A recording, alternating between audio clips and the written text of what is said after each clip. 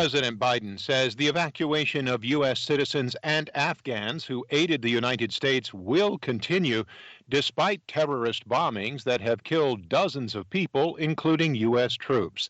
AP's Jackie Quinn reports. President Biden was visibly moved by the carnage in Kabul, where U.S. troops and Afghan civilians were killed in a suicide bomb attack. A tough day. He blames the group ISIS-K and vows to avenge the deaths. We will hunt you down and make you pay. Saying there's no sign at this point the Taliban was involved. Biden says he takes responsibility for the losses during the efforts to evacuate Americans and says that mission will go forward. We will not be deterred by terrorists. Repeating that former President Trump negotiated the terms of the U.S. withdrawal and that Biden doesn't want to restart the war. Time to end a 20-year war. Jackie Quinn, Washington.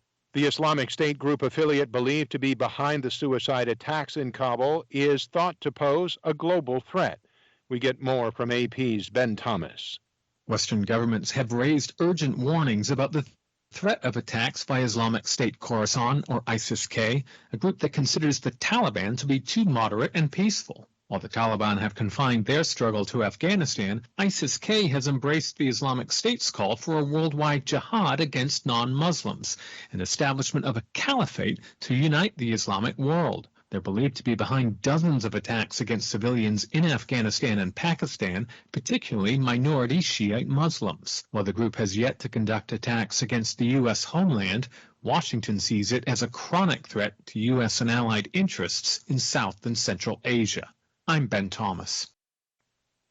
The United States is projected to see nearly 100,000 more COVID-19 deaths between now and December 1st, according to the nation's most closely watched forecasting model.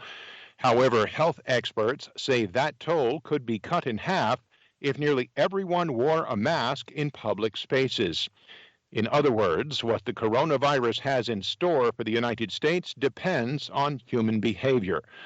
Lauren Ansel Myers, the director of the University of Texas COVID-19 Modeling Consortium, said behavior is really going to determine if, when, and how sustainably the current wave subsides. She said we cannot stop the Delta variant in its tracks, but we can change our behavior overnight. Japan has suspended use of more than 1.5 million doses of Moderna vaccine after contamination was found in unused vials. We get more from AP's Zaria Shackley. The health ministry says contamination was reported from multiple vaccination sites. Officials say some doses might have been administered, but no adverse health effects have been reported so far. Takeda Pharmaceutical Company, a Japanese drug maker in charge of sales and distribution of the vaccine in Japan, says it decided to suspend use of doses manufactured in the same production line as a safety precaution. It asked Moderna to conduct an emergency investigation and told medical institutions and organizers to stop using the vaccine produced in Spain and share the production numbers that may be affected. I'm Zaria Shackley. Time's Up CEO Tina Chen has resigned in the wake of damaging revelations of ties to the Andrew Cuomo scandal. AP's Mike Gracia reports. Time's Up CEO Tina Chen resigned Thursday after revelations that leaders of the sexual harassment victims advocacy group advised former New York Governor Andrew Cuomo on how to handle allegations against him. In a statement, Chen said, "I am especially aware that my position at the helm of Time's Up has become a painful and divisive focal point." Chen, the former chief of staff to Michelle Obama, added she has spent a career fighting for positive change for women. Chen's resignation came less than 3 weeks after Roberta Kaplan stepped down as chair of the board of directors on August 9th. I'm Mike Gracia. The number of Americans applying for unemployment benefits rose for the first time in 5 weeks. The Labor Department reported Thursday jobless claims edged up by 4,000 to 353,000. The weekly count has fallen more or less steadily since topping 900,000 in early January.